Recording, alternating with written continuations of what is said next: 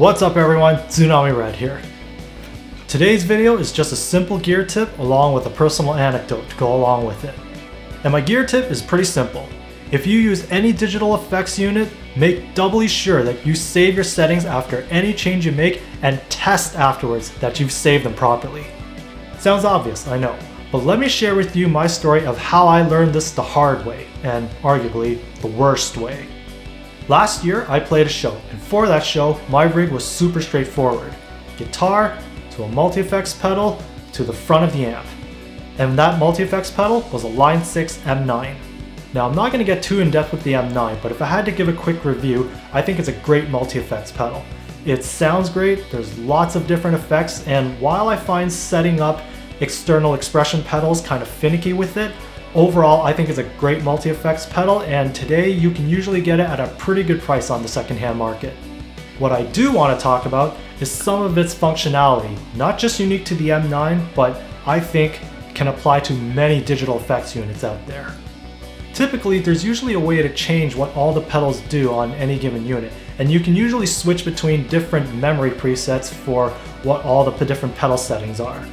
Different manufacturers use different terms, but for the purpose of this video, I'm going to use the term profiles. So for the M9, with each profile, you have 3 effects blocks, and on each block, you can switch between 2 different effects. So that's a total of 6 effects at your disposal on each profile, but you can only run 3 at a time.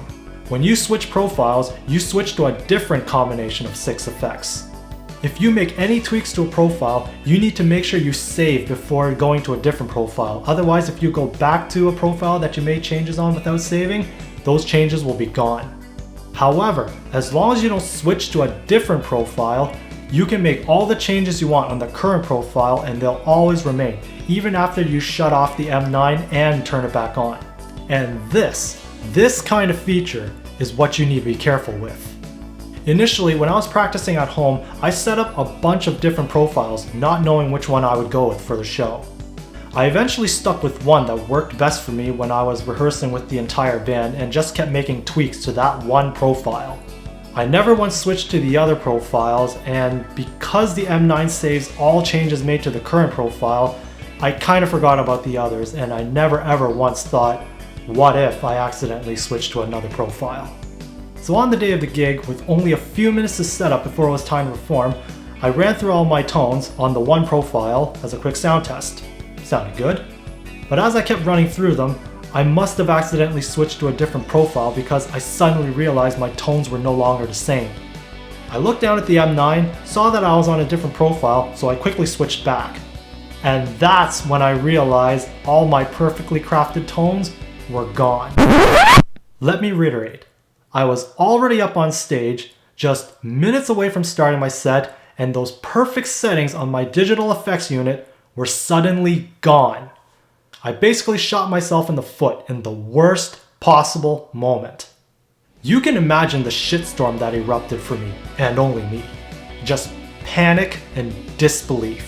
After spewing the usual expletives, I told my bandmates to hold off on starting for a few minutes. So our singer talked with the crowd. I think he might have tried a little bit of stand-up comedy, and one of my bandmates who brought his laptop had the clever idea of using random audio samples of movie dialogue, I think, and he used those to seg into our songs as a kind of an intro.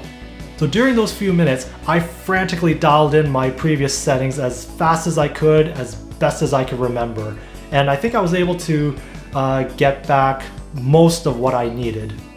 I picked the same effects models, but I didn't really have time to set up the wah because, like I said, with the M9, I find it's kind of finicky to set up external expression pedals to work with it.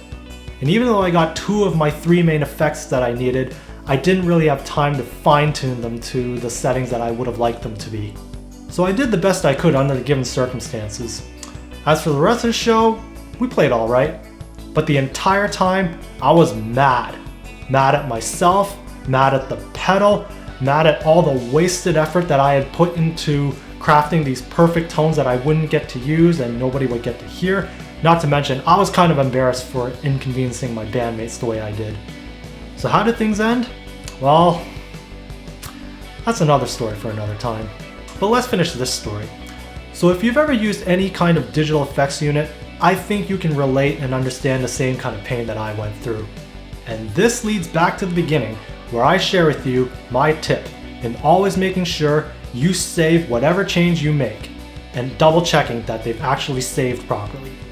It's a no-brainer, I know, but take it from me, it's worth the extra step. And that pretty much wraps it up for me. Thank you so much for watching, and if you have any tips or stories you'd like to share, would love to see them in the comments below. Also, really appreciate if you could give this video a like, a share, and by all means, please subscribe to stay on top of all my future videos. This is Tsunami Red, signing off.